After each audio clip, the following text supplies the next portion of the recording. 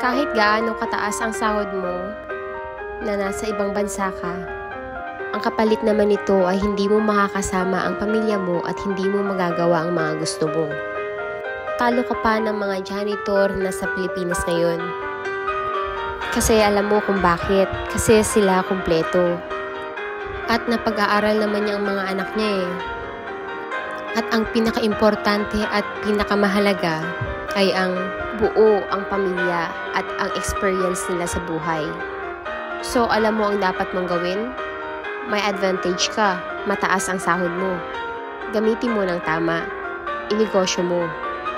Kasi dapat yan, yung pag-OFW na yan, pagsisiman na yan, temporary lang dapat yan. Hindi yan ginagawang lifestyle kasi sabi ko sa'yo, masyadong mataas ang kapalit.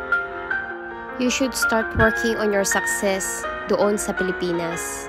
At itigil na yung pang-iwan sa pamilya mo dahil lamang sa pera.